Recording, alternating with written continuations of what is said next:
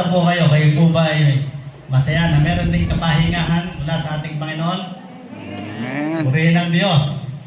Ako po ay maligaya sapagkat ako'y pinababanal ng Panginoon. Kayo po ba ay maligaya rin dahil sa kabanalan ng Sabat? Amen. Purihin ng Diyos.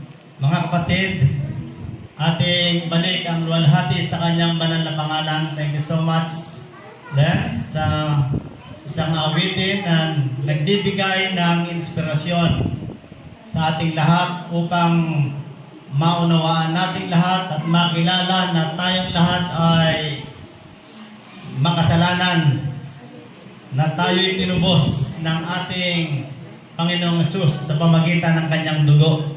Thank you din itong kay Sister and I thank you, Lord. Salamat o Diyos. Doon sa isang umawit kanina. Ano po? Purihin ng Panginoon ay nagkaroon ng enkwentro. Nagkaroon ng pagkakataong makita, makaulayaw, makausap ng ating Panginoon ang isang lalaki na siya ay mula sa mga Pariseyo at pinuno ng Hudyo, mga kapatid. Ang lalaking ito ay nagngangalang Nicodemo. Kaya kat si Nicodemo, mga kapatid, ay miyembro siya ng Sanhedrin. Kapag kayo po ay miyembro ng Sanhedrin, ang mga taong miyembro ng Sanhedrin, sa panahon ng New Testament, ano po, maging nung kapanahon din ni Kristo, ikaw ay kilala. Ikaw ay malakas ang dating sa panahon ngayon pag sinabing ang isang tao ay merong koneksyon, malakas ang kanyang relasyon, maraming kakilala, may kamandag. Subalit ngayon kapag ka, mga minamahal, ikaw ay nakakakilala kay Kristo, kinakailangan meron kang tinatawag na mabuting pagkaunawa, ano po, maging sa espiritual at kaligtasan. Noong unang panahon ay nung enkwentro ni Nicodemo, mga kapatid, ang nagtanong, ang sabi, mabuting guro, ito po'y natala sa Juan 3. Ano po, ang karanasan ay 1 hanggang 6. Paano ako makakarating sa langit? Sa ibang salita, Brother Ryan, mga kapatid, mga sisters, paano ako maliligtas? Ang sabi ng isang lalaki, ni Nicodemo, mabuting guro. Ang sabi doon ay, Rabbi, ano po, good master, teacher, mabuting guro. Panginoon, sabi, paano ako maliligtas? Sumagot ang ating Panginoong Hesus, ang sabi, nagwika siya, malibang ang tao ay ipanganak na muli sa tubig at sa espiritu, ay hindi siya makakarating sa kaharian ng langit. Ay hindi niya makikita ang Diyos. Hindi siya makakaranas ng kaligtasan. Praise the Lord. Welcome, narito si Sister Veron. Paupuin ko sa harapan. At siya ay tinulungan talaga ng Panginoon at ina-assist ng mga kapatid. Kaya nga, narito, Sister Veron, ang pagpapala ng Diyos sa inyo na mga tumanggap sa Kanya. At ang buong iglesia ay patuloy na pagpalain din sapagkat tanging si Jesus ang ating pag-asa. Ang sabi ni Nicodemo, ano po? Paano makakarating sa langit? Mahal na guro. Baka may papanganak bang muli ang tao ng ikalawa? At siya babalik sa sinapupunan, ipapanganak po ba siyang muli? Ng ikalawa, nag-isip. Samantalang nag-iisip, itong si Nicodemo at nagtatanong, ang ating Panginoong Hesus ay sumagot muli. Ang sabi, katotohanan, sinasabi ko sa inyo, ang wika sa iyo, kinakailangan ang tao ay may panganak sa tubig at sa Espiritu ay hindi siya makakapasok sa kaharian ng Diyos. Mayroon pong tatlong salita. Sa salitang Griego, lahat ito ay tinatawag na binyag o bautismo, mga minamahal. Binyag o bautismo. Kaya nga, ang unang salita ay exo. Pangalawa, rantiso. Pangatlo, baptiso. At dito sa tatlo, itong isa ay ang wika, yung wisik. Ano po? Yung rantiso, buhos tubig. Para sa pagkaunawa, ito po yung 3 Greek words.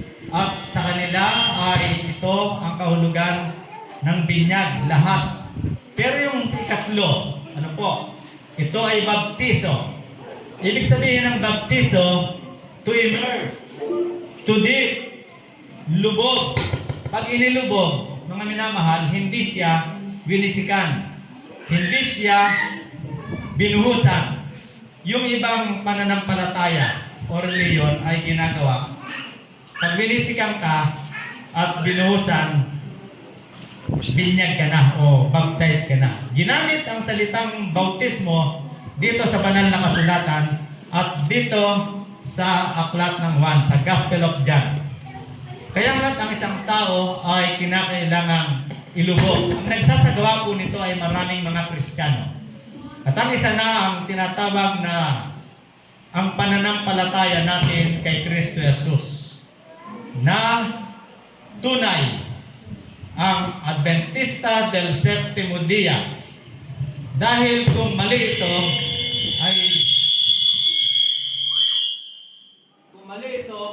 ay sa ibang religion po ako lilipat o magbabautismo.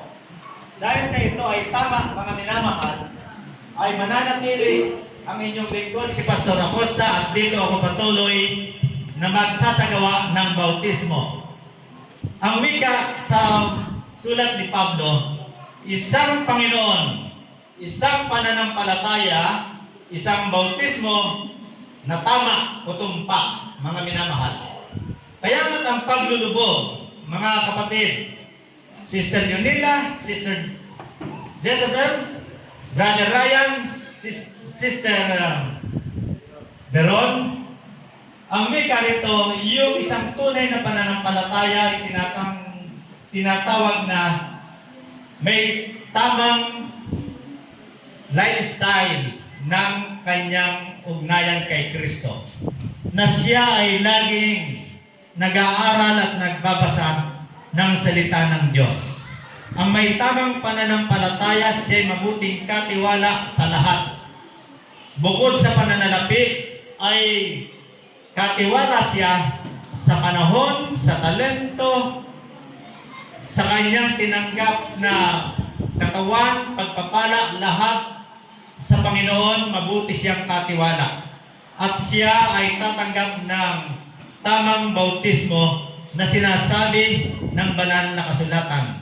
Ang tamang bautismo ay yung hindi lamang sinasabi ni Kristo, kundi kanyang tinupad. At iniwang magandang halimbawa sa ating lahat. Nung bautismohan siya sa ilog ng Jordan, ni Juan Bautista, siya ay lumusong at umahon sa maraming tubig. Tandaan po nyo hindi siya lumusong at umahon sa isang pitsil o isang timbang tubig para bisikan o buhusan. Hindi kailanman makakapunta ang tao sa kaunting tubig para mabasa ang buong katawan mula buhok hanggang talampakan. Ito ay sinasagawa sa maraming tubig. Si Jesus Christ ay tumungo sa ilog ng Jordan at ang wika,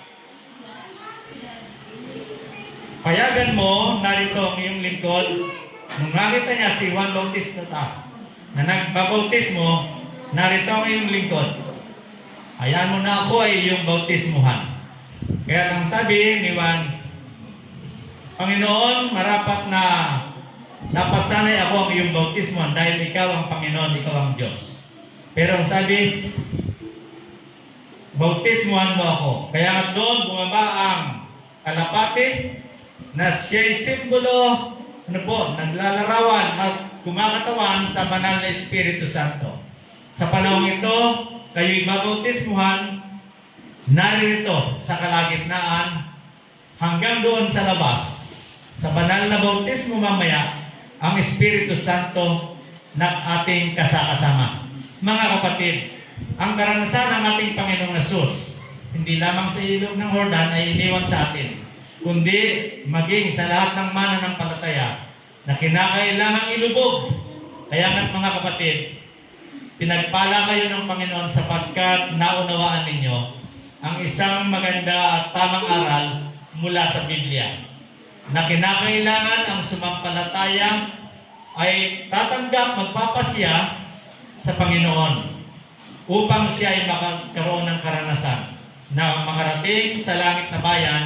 Ang isang taong babautismuhan ay kinakailangan nagsisi sa kanyang kasalanan. Ang isang taong babautismuhan ay kinakailangan naturuan ng salita ng Diyos.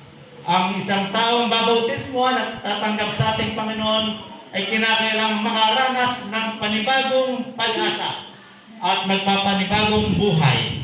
Kaya nga kapag kayo inilibing sa libingang tubig mamaya, sa pamagitan ng Espiritu Santo, ang pagbabagong buhay, gagawa ang Espiritu sa inyong kabuhayan, sa inyong pananampalataya. Mangangasiwa at gagawa ang Panginoon sa inyong buhay, sa inyong pananampalataya. Hindi tayo pwedeng magbago kara-karaka. Hindi natin kayang baguhin ang lahat kahit na ang ating sarili. Subalit, isipin natin, meron kayong Panginoon, mga kapatid, mga minamahal, merong Kristo Jesus na tanging nabayubay sa krus. At siya'y nagkaroon ng matinding pagtitiis upang ang bawat isa sa inyo at tayong lahat, mga kapatid, ay maligtas sa lusak ng kasalanan. Purihin ng Diyos, ang inyo at ating mga kasalanan ay pinatawad ng ating Panginoon. Purihin ng Diyos, kayo at tayong lahat ay merong grace, biyaya, na siyang naging pag-asa natin. At tayo ay iniligtas mula sa banal na bautismo ng ating maunawaan ang katotohanan, ang banal na kasulatan. Mga kapatid, tayo ay nililigtas pa rin ni Kristo ngayon. At tayo ay ililigtas pa future sa pamagitan ng kanyang biyaya. Amen? At ngayon, nais kong sabihin sa inyo na ang bautismong inyong tatanggapin ay isang